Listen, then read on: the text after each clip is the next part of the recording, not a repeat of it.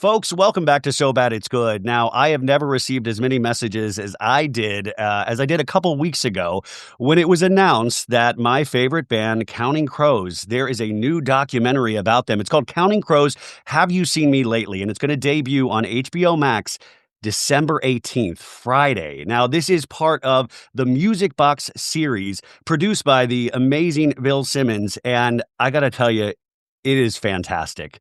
Now, I'm speaking from a fan's perspective, of course, but this is so perfect as a music documentary and the ups and downs of an artist and when extreme fame happens to somebody and what an artist actually goes through. I have been singing the praises of this band nonstop since I discovered them when I was 16 years old. It has been wild to grow up with this band, the highs and the lows. And today we are speaking to filmmaker and documentarian Amy Scott, who put this amazing documentary together. Amy, welcome to the show.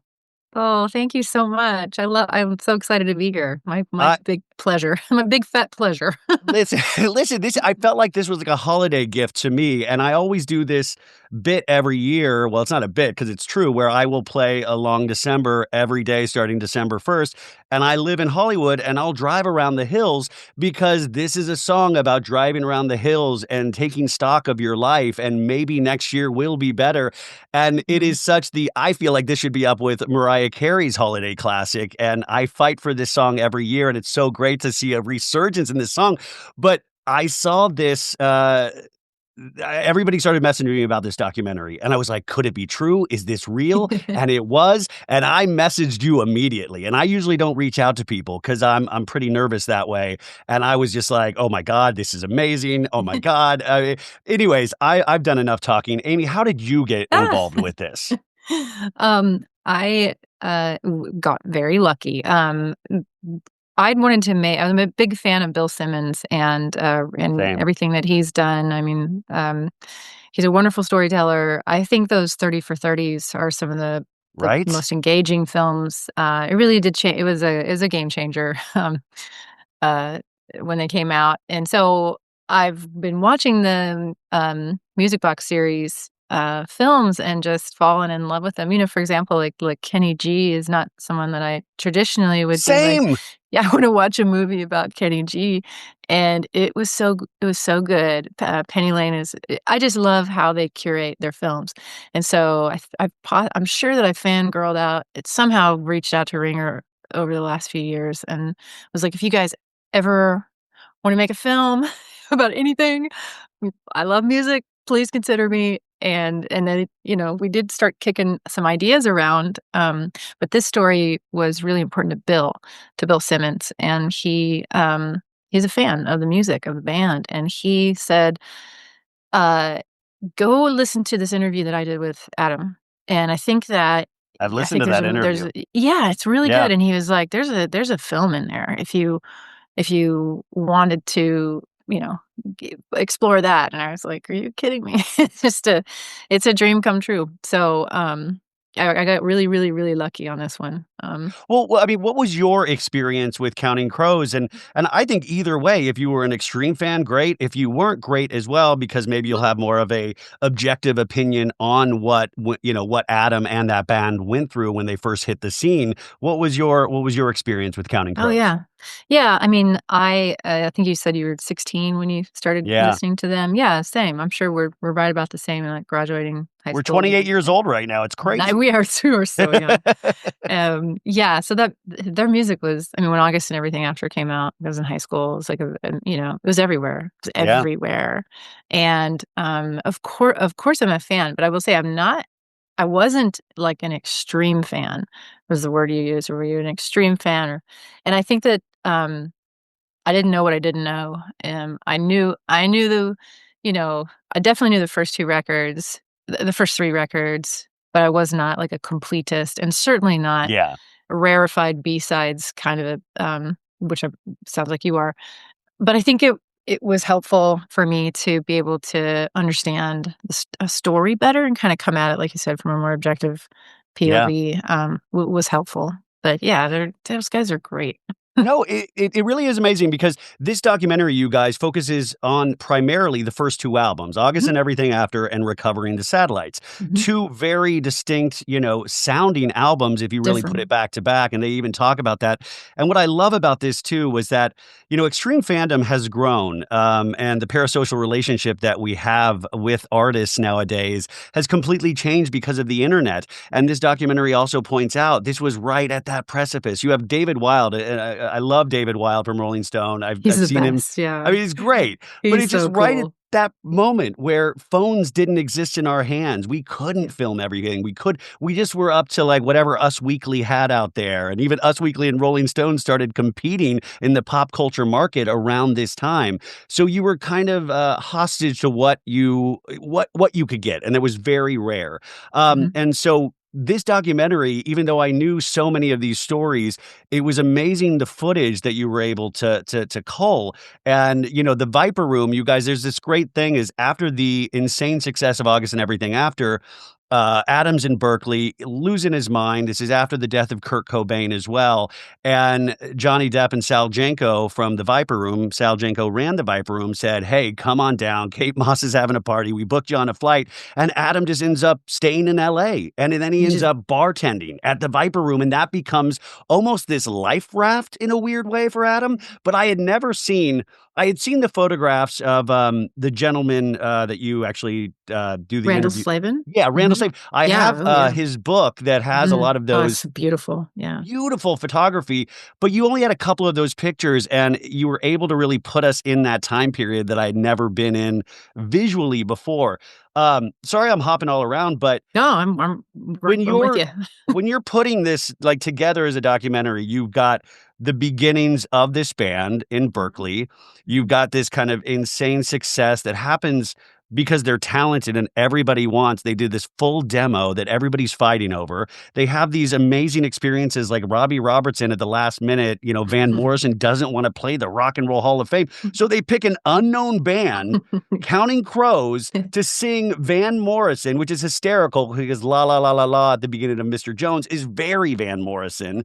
Um, and then it just kind of explodes out of nowhere, even though there's all of these decisions leading up to it that I think, I'm just in love with this documentary. No, The go other thing for that it. was great Love to hear this. was that you point out, and I've heard this so many times throughout being a fan of this band, is that Adam will really stand tall for what he personally believes in, even if it hurts him and the band. And, the Saturday Night Live, they got booked on Saturday Night Live, you guys. And if you know Saturday Night Live, it is timed down to the minute. Lorne Michaels is so specific. And they've got Mr. Jones, which is the big radio hit, and what is that, like a 3-minute and 45-second song Yeah, or something? yeah. But then you got this song called "Round Here," which is like 8 minutes, and if Adam starts going on some kinda, like, rant during it, you're looking at a 12-minute song, but he insists on, "No, we gotta play both, and we gotta do the full round here," and they agree, and then they try to cut it at the last minute, and it's like Saturday, and he's like, "No, I'm not going on. We're not going on if you don't." And they agree to do it, but they hate him for it. And there's so many is it when you're uncovering the history of this and going and researching, was that the thing, the Achilles heel, which is like a beautiful Achilles heel to have? Was that the thing you kept brushing up against with Adam?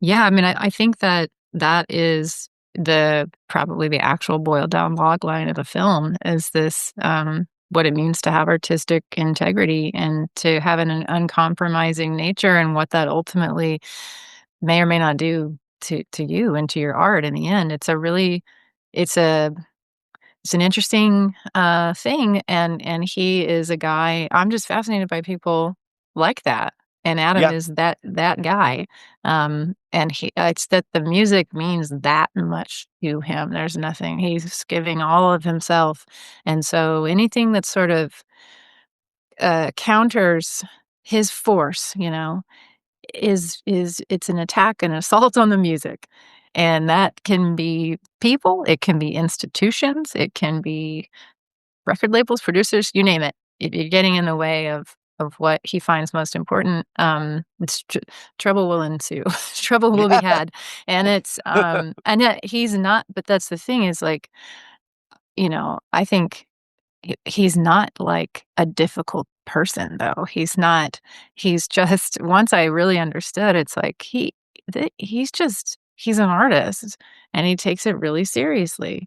And so, yeah, that popped up, all over the place. And Yeah, I mean, he's very self-aware about it because he'll tell us these stories and is really self-deprecating and have lots of depth, but he's had the perspective to tell these stories and go, "Yeah, but, like, man, yeah, I really did pay the price, you know?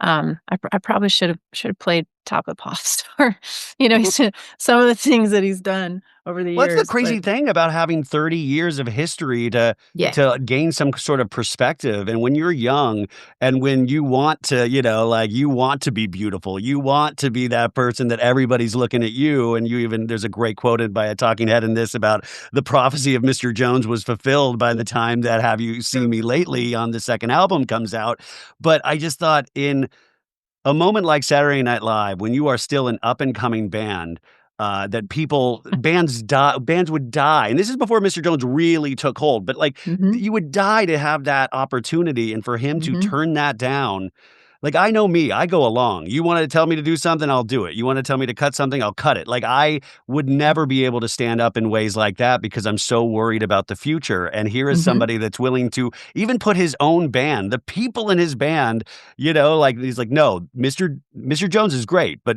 round here speaks for us. There's Yeah, nothing like it out there, and if we do mhm, this, I really believe," and he was right. Like, that mhm. actually is He one of was those right. iconic Saturday Night Live moments, but as he points out, never been on Saturday Night Live since.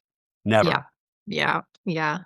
Yeah, that part of the film, was really fun to make, to be honest. It was like, that and also the Rock and Roll Hall of Fame section as well. There's Oh, just when a you the is it footage of that beanie trying to fall off his head, and he points out there's a beanie, he thought he was, like, looking all cool, and then the beanie's falling off, and he spends half the performance trying to keep the beanie. Isn't that, like, so it, like, in our finest moments where there's some little piece of something happening that the audience might not really be aware of, and I thought, "How great is that?" That's life. It's so great, it's so life, and that's the thing is it's so relatable, and so, for me, it was really important to have that come very early on in the film, so because there's a contingency of people that just don't understand Adam, and then there's just haters writ large, but Oh, yeah. and I hope everybody watches the movie, but when you have, a scene like that early on, that's so relatable and so, like, horrifying and funny, and the way he Yeah. tells the story is so self-deprecating, he's such a great storyteller, just, like, going, "I can't believe I did not have the sense to either get it done right or throw it away," you know? It's just like and then we found the footage and the Hall of Fame,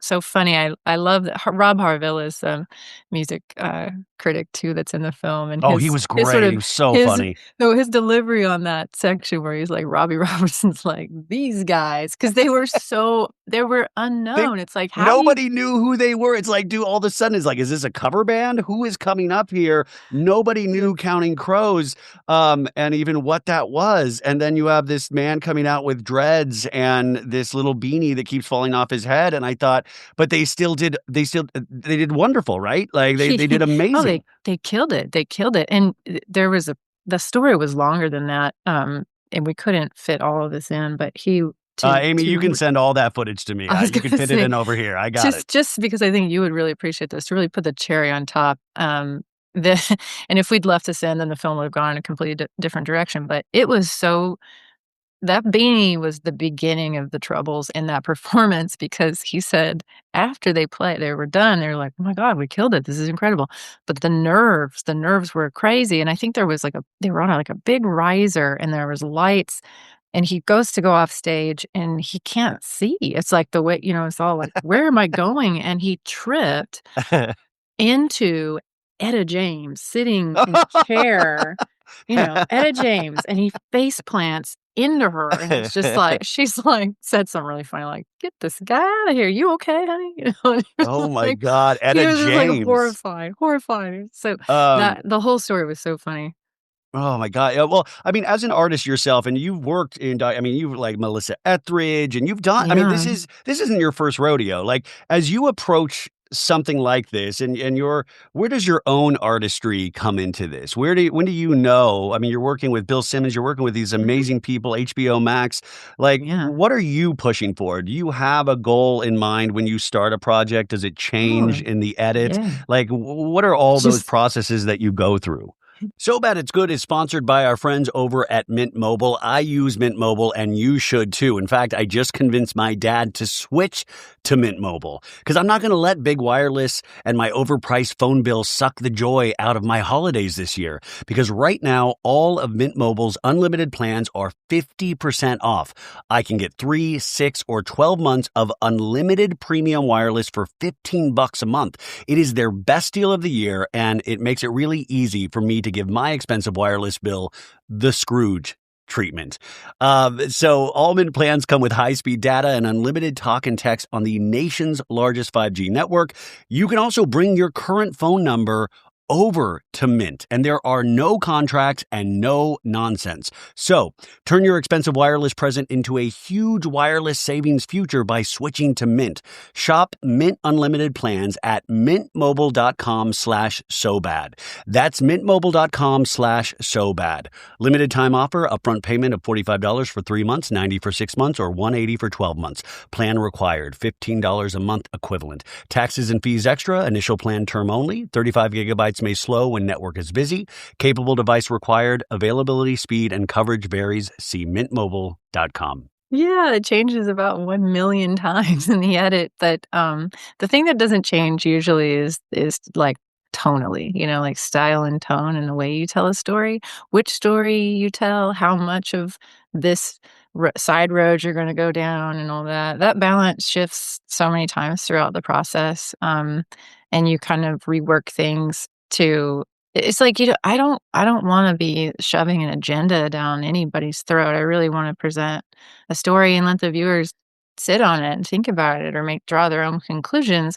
But that said, yeah, you wanna put your fingerprint on it, and that's, like, your style. I love when I first met Adam on Zoom, he had seen, I was he's a huge cinephile. He's a Yeah. real big movie guy, Oh, yeah. Has movie nights with his friends, this the whole deal. Yeah. and he's, obviously a very brilliant mind, and, but I loved it that I could talk film with him, and go deep, and so on one of our first calls, he was like, he liked my first film, which was a documentary about Hal Ashby, and for him to say that was, And by the like, way, in and guys, of Hal Ashby, itself. and this amazing '70s film director, passed away way too soon, but really explosion for maverick filmmaking in the '70s. Just an amazing filmmaker. So, yeah. Yeah, and also a guy that ran up against, was also held artistic integrity to its highest form and ran into problems when art and commerce kinda bump up against each other, but, the thing about that film that I loved was doing these sort of recreations, and, so when you think of the word recreations, it's almost like you go, "Oh, it's like a Dateline or something," Yeah. like, it's kind of a bad Yeah. word almost, but that's not what they are, but you don't have the opportunity to create, these visual storytelling methods unless the storyteller, the baseline audio track is engaging. And so when I first started talking to him, I was like, "Oh, man, okay." He's like, obviously a storyteller. I mean, he's a poet, but, like, the man can hold a story down Yes. like nobody's business, and so it starts to creatively give you this really long runway where you can start to imagine, "Okay, well, how would we tell the Piper Room?" And if he's saying that he had some mental health issues that felt like this way physiologically, then how do we show that? Because Adam is such a really, really engaging speaker that I was afforded a lot of creativity in that department. So, it was a really scattered way of answering your question, No, it's but not. I mean, in fact, yeah. I'm gonna run out to see that Hal Ashby documentary because, it's like I was just reading about him in Warren Beatty's biography this year, Yeah. and, which Shampoo, by the way, I'm yeah. like, "Let's talk about Hal Ashby now." Anyways, I'm totally down. so They're so very you similar. I mean, in a sense, they really are because Yeah. Most just to remind people once again about this, first albums for bands don't usually do this well. They don't usually explode in the way that August and everything after exploded, and it really changes everything. And you did bring up Adam Duritz's mental health, which this documentary focuses on as well. And Adam was eventually diagnosed with like kind of a dissociative disorder, Mhm. but he knows from a very young age that something is wrong with him, that something is wrong. Mhm. And, he's struggling with this and with the fame. And it's like, he's kind of almost hiding this in a sense. And imagine getting all of this fame all of a sudden, all of your dreams coming true and knowing internally something isn't right. And now if you listen to this show, I have battled with my mental health and I know a lot of you have as well. So it is so important for these stories to be out there. Yeah. You also have this amazing little piece that I was making my fiance watch, where Adam, after I think it's after, Recovering the Satellites gets released, he voluntarily checked himself into UCLA Yeah. because Yeah. things weren't good. Things weren't good, and I didn't know that well, until we he sat with did. him. He Yeah. kept it real. I had no Yeah. clue about that. Like, I knew Yeah. eventually of his dissociative disorder when Saturday Night, Sunday Mornings, that Right. album came out, and he That wrote a I Rolling knew. Stone article about it. But that was way after this. Yeah. He checked himself in privately, and it was like the same day when Mariah Carey was checking herself out. And that was after like the Glitter movie debacle, you guys, and people really came for her about like, oh, she's gone insane. And he said, I noticed that, and there was no way I was going to put this out in the press. There was no way. And you just never know what somebody's going through. Here is me, probably at that point, a 19 or 20-year-old kid going, this guy has it all. He's dated half the cast of Friends and he makes this beautiful music. How can you get Right. any cooler than that? And the reality of that reality is so different, which this points that out. But also, what's amazing is that this man is still out there doing it, that Yeah.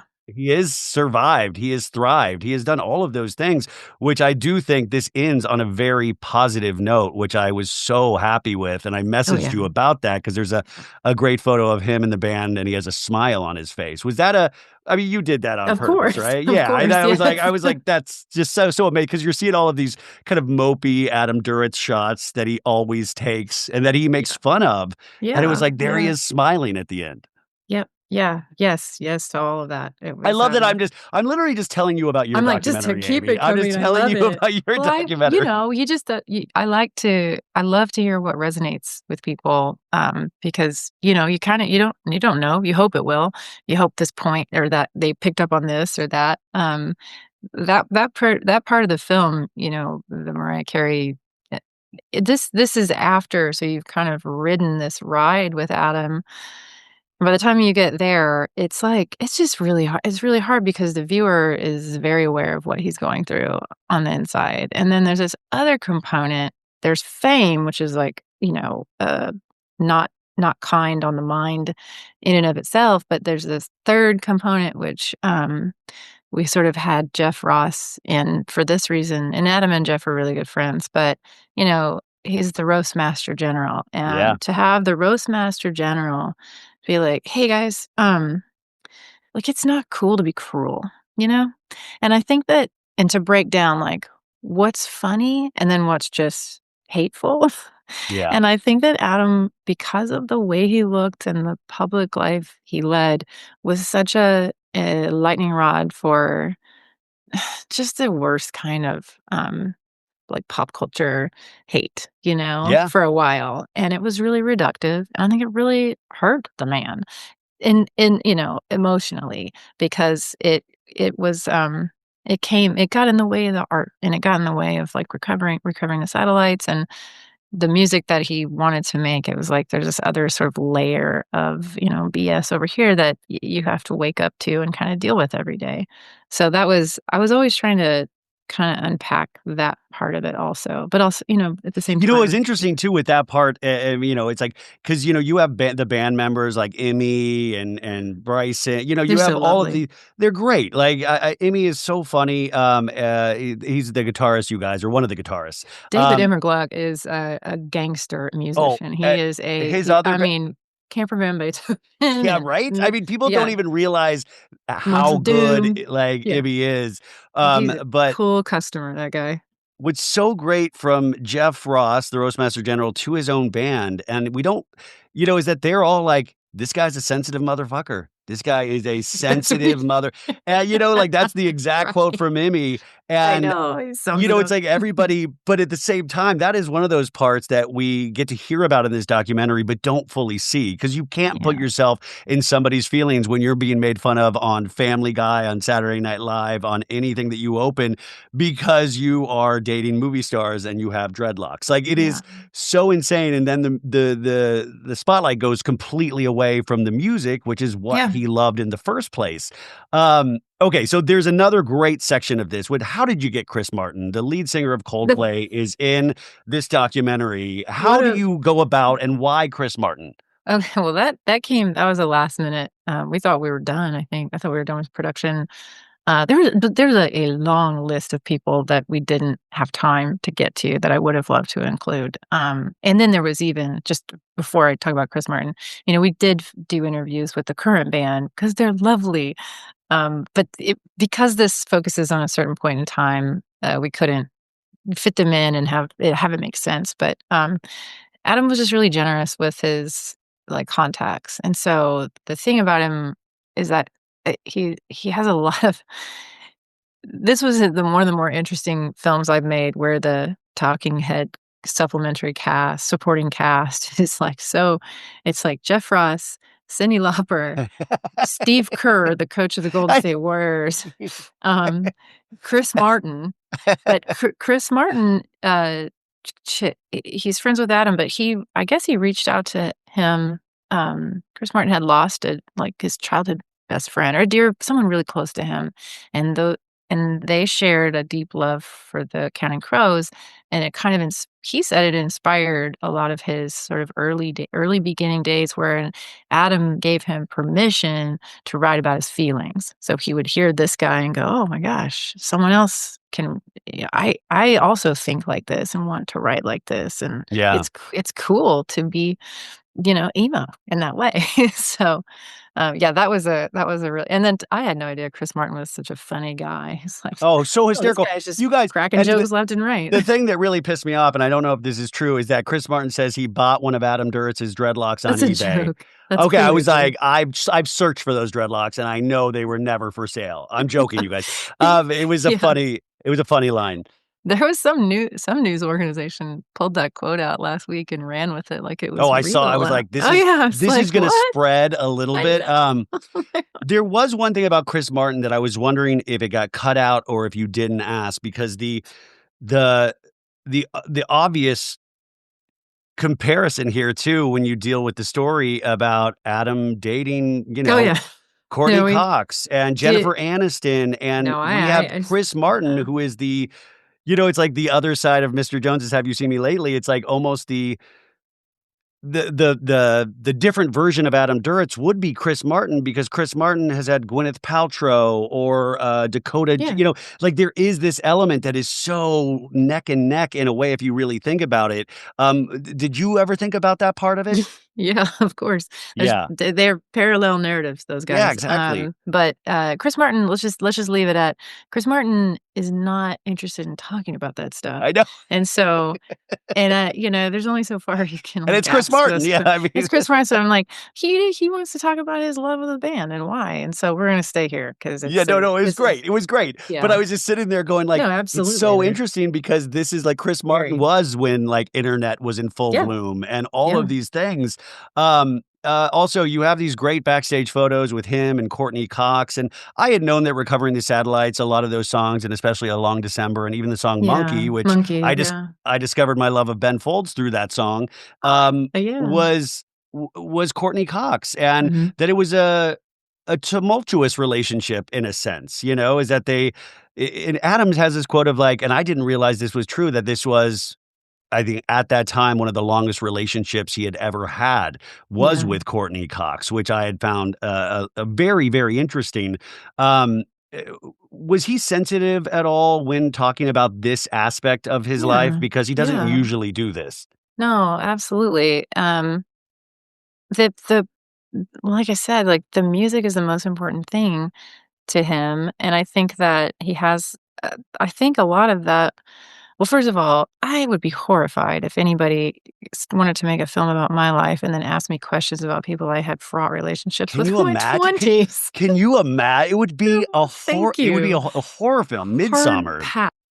I am here once again to talk about our friends over at Quince. You know how much I love Quince. In fact, last night at the Jeff Lewis Live Show, I was wearing my blue Quince sports jacket and it looked amazing.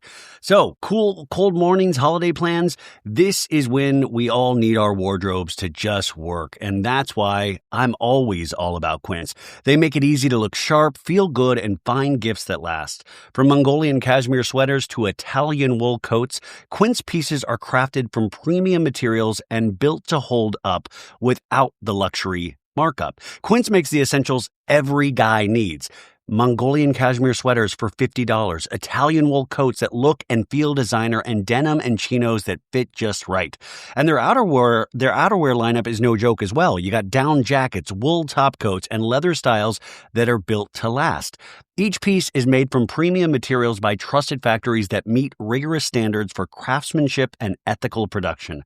And they cut out the middleman and traditional markups. That's how they do it. Quince delivers the same quality as luxury brands at a fraction of the price. So, get your wardrobe sorted and your gift list handled with Quince. Don't wait. Go to quince.com/sobad for free shipping on your order and 365-day returns. Now available in Canada too. That's QUINCE.com/sobad. Free shipping and 365-day returns. Quince.com/sobad. Pass, hard pass. But, so the and I don't it's not like there's bad blood or controversy or No, no, anything not at with all. any of them. It's just that it yeah, he's sensitive to it. I think moreover is that he's found his love, like, he's found his person and his partner, and she's so lovely, and she's so smart, and it their relationship is so admirable that it felt strange to really belabor too much of the tabloid, Well, think about how eras, long ago that was. Like, just to so your point, long, yeah, everybody listening or watching, and think about your like high school love or your college love or that period of time when you're in your 20s. yeah, And just think about that and think about then like just mining that for content decades later has to be a very, very intense experience. But that's the culture of celebrity, right? mhm, That's one of the whole points of this documentary was mhm. that this like crisscrosses celebrity and art, or even to Hal Ashby, that commerce. If that first album hadn't have been as big as it was, we wouldn't be dealing with this other side of it at all. Mhm. And also, I just love that Viper Room was the life preserver because Isn't that weird? that is That was when celebrity Chris Martin was central. when Chris Martin was really I about Oh, like, I almost funny. blew the take, I was laughing so hard, he's like, "Oh, is that true? He was just a bartender, not" I'm like, "Yeah, but at the Viper Room," And he He's goes, like, "Oh, "Oh, oh, a yeah." little bit different, little bit different." That's not like a yeah, Wichita, I don't remember what he said, like Yeah, he thought he was the like Chili's bartending at like a too, and Chili's at an Chili's airport or in an something, you know? airport in Des Moines. I was like, "Oh, Um, man, that's good stuff." Yeah, the Viper um Room. But it goes like, like, because he's, like, not sure if he wants to make music again, and, like, I think he the band. stopped. Yeah, Yeah. he did. The band's reaching out, like, "Do you wanna write? Do you wanna write?" And he's like, "Nah, it's not my thing right now." But They Viper only Room kinda played yeah, they played 2 shows that entire year, I think, I mean, 95, yeah. and that is, So, like, the height of the height, everything. exactly. And he just completely pulled away and started Yeah. bartending in the downstairs bar at the Viper Room, you guys, which there is a great character that I knew a little bit back in the day when I managed a bar, Pantera Sarah, Oh, who was like yeah. she was like one of the it girls at the Hollywood nightlife scene, and she'd always be taking pictures and stuff, and it Mhm. was so great that you had Pantera Sarah in this, who pretty much went up to Adam Duritz and said, "You guys suck live," Yes, that was the because beginning of their friendship. yeah, she had Just seen a show hilarious. where he was pissed off at the audience for not being cool to the opening band, To which Alex included Chilton. It's the Alex lead singer Chilton. of Big Big Star, the Star, Big Star, yeah. are you kidding me? And, Mhm. which was another band I discovered because of Mr. Duritz 30 years ago Oh, was Big yeah, Star. really? Oh, yeah. Um, They're one of my so favorite bands, so oh, I mean, it turned into one of my favorite bands, but, yeah. like, that's why somebody like him or even any musical artist you follow, pay attention to their likes. You're gonna just discover so much history and so many other loves of your life. But she's just like, "Yeah, you guys suck live. You suck," You and that said kind just of like her. formed this friendship that I thought was great to see. But anyways, he gets like this life preserver and then recovering the satellites, he decides, yes, I want to do this. I want to go. They rent a house and they rent this mansion and I'd seen pictures of it, but you actually had the footage. You had footage that I had never seen before. And that's where like the geek in me was just so happy. Oh, And good. Mr. Durrett seemed so hopeful in those. And he was like Yes, bragging to his Kush. friend Jane Pratt, and the band all seems happy. And they know that they just don't, all they have to do is just not blow it because people are going to listen to this no matter what Yeah, happens. yeah. And they do a show, I think, I don't know, was that footage at the John Anson Theater or the concert that they do right Oh, before Recovering the Satellites comes out? yeah, I can't Uh, remember, but yes, that one. but what was It was interesting, beautiful. it was beautiful, and I remember the Mhm, Angels of the Silences music mhm, video that was from there. mhm. Um, but in my head, I had rewritten history a little bit where I thought that album was a massive success. Not as massive as, August and Everything After, but I thought it was, massive, and because it had A Long December on it, and it was sonically different. You had Gil Norton from the Yeah, Pixies, which, right? then Yeah. by the way, I found out Gil Norton, then I went and fell in love with the Pixies after that. That's why these things can lead you on this great Oh, rabbit hunt. yeah, yeah, Um, but it was, it only sold what, like, what is it, 3,000,000 copies as opposed to 7,000,000, and that yeah. was not considered as good. And that shocked me because I thought, oh my God, this is a seminal album. And I still think that to that day. And it even affected Adam at that time. Yeah, it affected Adam. I mean, I think he had really high hopes based on everything you just said, and I think that the reductive nature of celebrity culture, it really did interfere with people's appreciation at the time of that record. I do think since, like now, listening to it or going, I don't think it got left behind, No, I don't think it's a deep cut, by any no, means, no, it's, not at all. Like, those are definitely great. s That's why yeah, the documentary works. They're great hand in hand it's albums, also yeah, just about the companion pieces. the ascension and the price of fame. Like, it just Yeah, really, really works in they that talk to each sense. other, yeah. You also spoke about there were so many people you wish you had spoken to that you might not have been Mhm. able to get to. If you were able to like, hey, we're doing a 10-hour docuseries on Counting Crows, who would be those people through your research? It would be all of the band all the band. The entire we'd go back and find Ben Mize, and there's a lot of and then Gil Norton, T-Bone Burnett, Yeah, T-Bone some Burnett. record like I used to hear yeah. stories about T-Bone, and it was so great. Emmy's imitation of T-Bone, like playing cards and going, "Great guys, it's great over there. Keep it going." And Yeah. it was, and I also heard that potentially was like you're recording your first album, and just wanting to really make it something, and you have a legend like T-Bone Burnett guiding that process. So T-Bone Burnett, but I don't know. There have been so many people that has been a part of the Counting Crows lore. Yeah. Um, what you mentioned at the very beginning of this interview is being a fan of Bill Simmons and all Mhm. of the documentaries as part of this Music Box documentary series, which I've seen, I think, every one of these. And it's well worth your time. And what I want to also mention to you guys is even if you're out there listening going, I hate Counting Crows, which I've put up with my entire life of people saying They have crap that like that to me. they have that effect. Yeah, they have they're divisive in that way. But what I will say, like any Bill Simmons documentary that he produces, you will find your entrance point on this. You will, I mean, this is like, guys, I am not a fan of sports. Bill Simmons, 30 for 30 docs. I have all of them. I have them Mhm. on Oh, Blu-ray yeah. Yeah, because they're the set. just well Me done. too. They're just amazing stories. And Yep. there has not been one of these music box series that I have not fallen in love with. And that's like just it speaks to, his eye, and it speaks to you that even if you don't like Counting Crows, I think there is something in this for you because especially as a pop culture podcast, we are talking about that time period. It's like you're in this Absolutely. kind of great beyond before everything completely changed. And I think that's another reason to kind of really celebrate this and really, and by the way, I'm putting my own reputation on this. Watch it just for me. We got to get the word out because I want more Thank things like you. this out there. Thank And you. I know Amy's going to work her entire career, but I want to keep, I want to present Amy with an Oscar I one day. I hope so. And, well, so a couple of other things before we let Yeah. you go is Mhm. that another seminal moment that hasn't really anything to do with Counting Crows. but is in this documentary and does have something to do personally, was I think we all remember where we were when we saw Kurt Loder announce on MTV News Mhm. that Kurt Cobain had taken his own life. And I remember exactly where I remember my No, mom yeah, was there. vividly, I remember my vividly. high school girlfriend was there. I remember and just the dun dun dun dun Yeah, and Kurt Loder. you're And like, remember this, we didn't have a phone. I mean, this was like right or maybe a little 1994. AOL, if Yeah. that, and No, I don't but think so.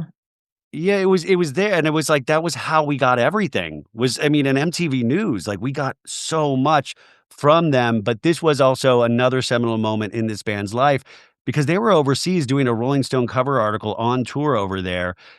Mr. Duritz was obviously struggling with his own mental health, unbeknownst to so many people. The success of this first album is happening, and he knows that it's going to even shift into a different gear by being on the cover of Rolling Stone. Rolling Stone is very different than what it is today. I mean, it really just it was myth makers, it was king Mhm. makers, that magazine. Kingmakers, yeah, yeah. And Oh, I he had a knew. subscription in high school. I mean, that and Sassy Oh, Magazine, it sort of it's who you wanted to be, You're like, well, this is the church that I go to." And these oh, are man, God's when you get that Rolling Stone, and Rolling Stone used to be in, like, a long like, they had a longer the big cover, boy. and Mhm. you felt like you were really dealing with a piece of history in your hands, like, it was like a door opening to somebody that grew up in Kansas. I was like, "This is amazing," "Oh, you're from and, Kansas, I'm from Oklahoma." oh my god, yeah, Olathe, Kansas, yeah, Yeah. um, "Oh, wow." so it was amazing to have this opportunity, but he realizes this isn't good. He gets the news from one of their A&R reps, that they were pals with, and Duritz was friendly with Kurt Cobain, and Mhm, he knew also what he was going through mental health-wise and that he was mhm. trying to kind of keep secret, and I thought that was such a kind of this devastating moment in the documentary of, you wouldn't realize what this band, or what Mr. Duritz is going through at this moment mentally, and that No. how, Kurt taking his own life affected all of us. Like, I mean, that is just something that is seared into all of our memories. But then somebody on the other side of that, somebody near that kind of success that Kurt Cobain had, that's like rarefied air. That was something, I would imagine like a floor dropping out moment. When you interview, Adam about these things, do Yeah. you feel, or I guess any documentary subject when you're doing talking head interviews, does the air change in the room when you get to something serious or like a moment Oh, in time? Do absolutely. you feel that as a documentarian? Absolutely, absolutely, and it's a moment that you have to treat with, the ultimate, care and respect because, I mean, we went in for the Melissa Etheridge has a two-part doc series, is set in a prison. I mean, she had a concert in a women's prison in Yeah, Kansas because she had recently lost her son to opioid, addiction, yeah, and so talking to not only these women in the prison about how they got there and the generational trauma that they, uh, had to carry around, and then talking to Melissa about her son. I mean, there's like, you know, they Adam's the same way, talking about his mental health or Kurt or anything like that. Definitely the air changes in the room, and it's just,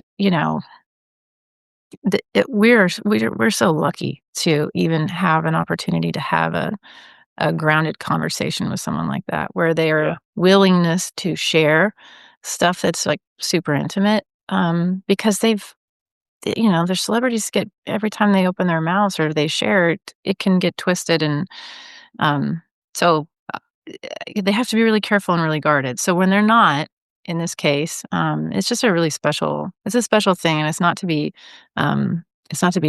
held, lightly. So, yeah. yeah, Yeah, I that's take it very part of seriously. well, no, respecting the process, Yeah, and that you have a process like anybody and that, you are somebody is opening up. This is a really amazing opportunity in what you're being able to project out to the world. I mean, you obviously don't take that lightly and neither does yeah. he. How many interviews in all, because I noticed it seemed like 4 or 5 different camera setups with Mr. Duritz. Like, is like when you're saying like, do you do one interview and go, "Okay, we need 3 more?" Or is there one where you're like, "This is a fun one. We're just warming up." Like, as a documentarian, what is your process in that? It's different with every Yeah. film, with every person. Adam, because I mean, like, right out of the gate, like, day 1, roll camera day 1 was in his house, like, in his New an York.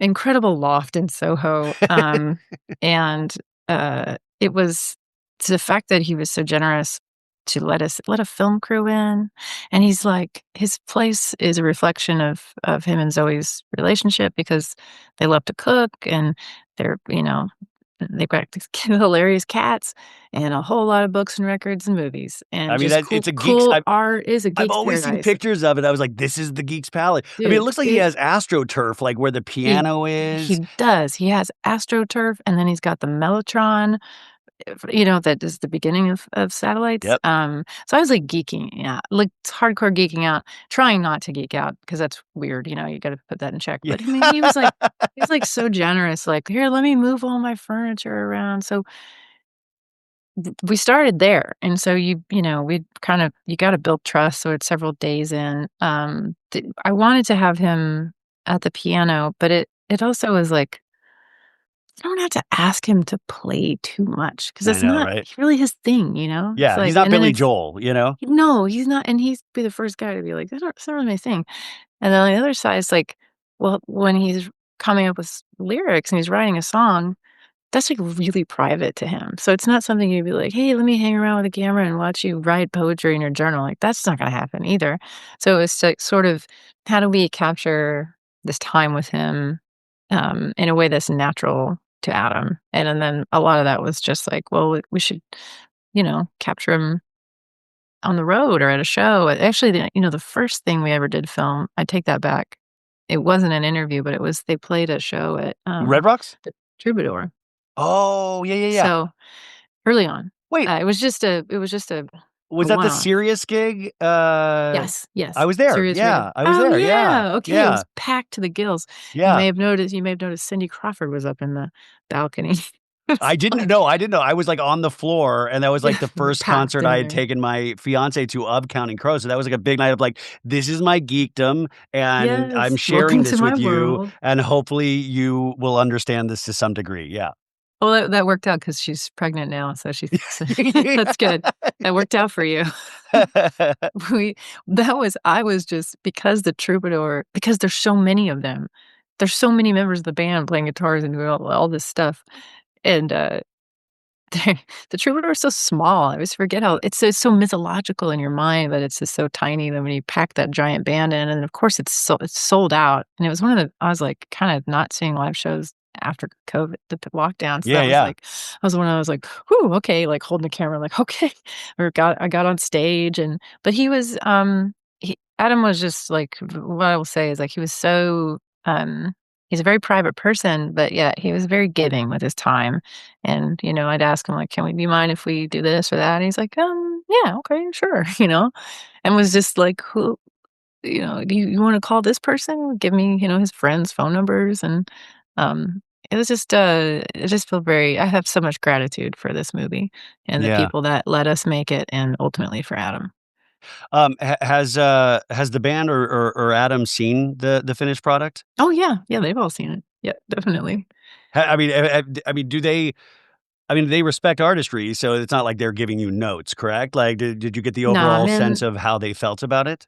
Oh, yeah. I mean, look, Adam we all know what Adam's gonna say. Adam wants more music because Adam is driven by the music. Yeah, right? So, he's just like and we were talking earlier on, he'd seen, the Led Zeppelin, Oh, but Becoming Led Zeppelin? Becoming Yeah. Led Zeppelin, which is, like, a phenomenal film. So good. I loved it, and so I think it's like, you can always if you put more music in it.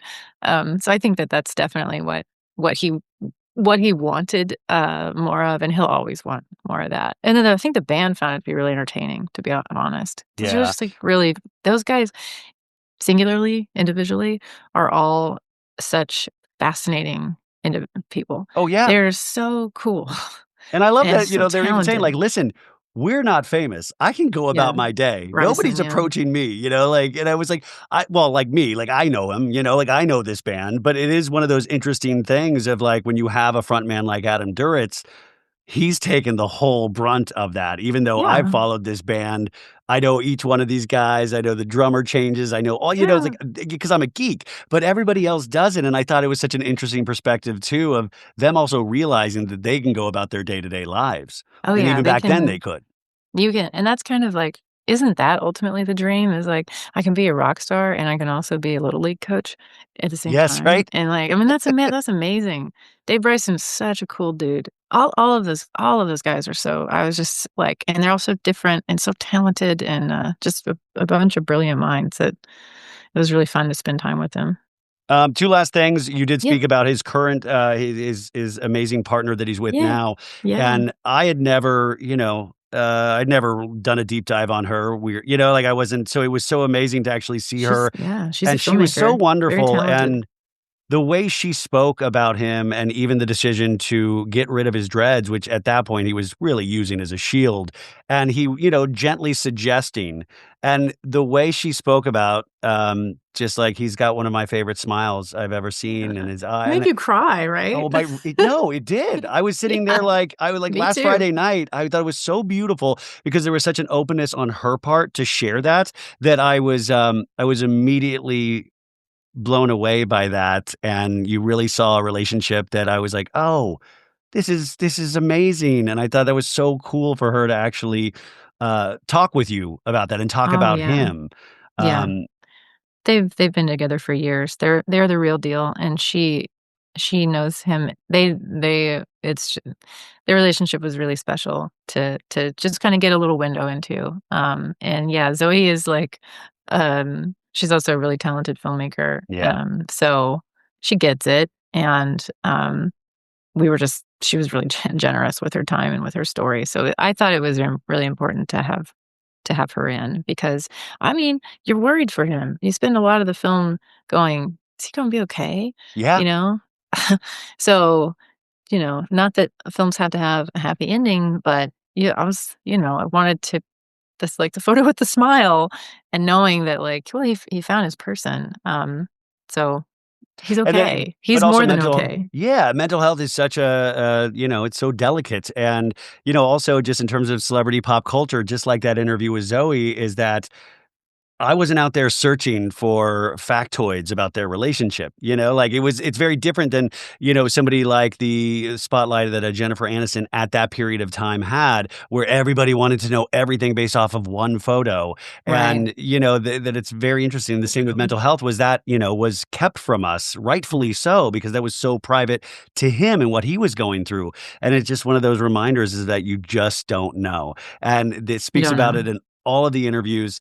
Also, Across a Wire is a great double album that features the VH1 storytellers with reworked classics, and we get to see a little bit of the Have You Seen Me Mhm. Lately? I've searched for a clear copy of this VH1 storytellers for, like, I feel like decades, and you actually have a clear copy, and the first part of that Across a Wire album was an MTV concert they did for the same Mhm. album, which is, like, the full sonic but man, you guys, you gotta listen to that second disc on the Across a Wire album. They reworked all of their songs, and when I used to be an actor, I would play the Mr. Jones one because that was, like, the thing that could get me to cry before, like, a weird Oh. performance. I would play that beginning because there was something in it that just got you there when he's just talking, when he's doing the Dylan lyrics at the beginning. Anyways, Well, no, there he does I don't he does a version where he weaves in and we used to open the movie with this as the title sequence the song, where he's weaved in, the Birds.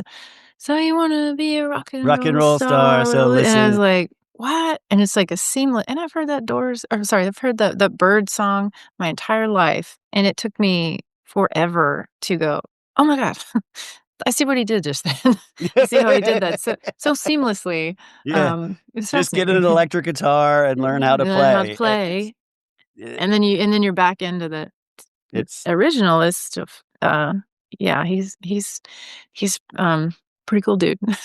Well, this is, I mean, not to sound reductive, this is a pretty cool documentary, you guys, and, I just thank you for this. I thank you for Oh, your work. thank You've you. earned such a new fan, and by the way, I know this is off point, but where can I get that Hal Ashby doc? Because I wanna go watch that this weekend. Is You that know, I streaming was anywhere? yeah, oh, yeah, it was, well, it's Oscilloscope, Oh, distributed Beastie it. Boys. Yeah, yeah. Yeah, yeah, yeah. It's I know I can rent it on I'll find it out, It's on yeah. Apple and Hey, Amazon and walk all me the through how to places. find this. Yeah, I think you have to rent it at this point. I don't think it's a free stream. It is on Uh Canopy, probably free, I but could do I can anyway, you rent can it, I find can it. rent it. Yeah. But this, you guys, it comes out on next Friday. It's part of the Music Box series, which I recommend all of them. They just had the amazing Jeff Buckley doc out. Bill I Simmons, we can't wait to always see support that. him. Yeah. Bill Mhm. Simmons, another hero of mine, like, Mhm. just truly amazing work, and we want more work like this out there. We Yeah. want the study of this, and this band, as you can tell, has meant so much to me. I've been screaming about this band since I started this show 6 years ago, and it's not even about it's not a music show. But, also, I'm just now a fan of yours, and I will be screaming Oh, you thank out for you the so rest of your much. career. I will be Thank following you. you. How do we support you? We're gonna watch this, but is there Just anything watch it. else? Just watch No, it. That's just all we have watch to it. do, folks. It's Watch so it. easy just to watch and support this, and thank you, because I don't think I could ever, do an interview with Mr. Duritz, because it would be like the Chris Farley show where I'd be like, "You remember that one time where you No, were like, I Mr. know. That was awesome. Remember? Remember that one time?" So Remember? thank you for being able to, put my thoughts into your questions, and it just came out beautifully, so I Oh, really I'm so appreciate. glad. I'm so glad it resonated with you, and thank you for supporting the film Oh and my god. all of our artistry. It's hugely meaningful. So thank you Well, so and now much, I Ryan. support you, so thank you, Amy. I appreciate all your time You today. got it. You got it.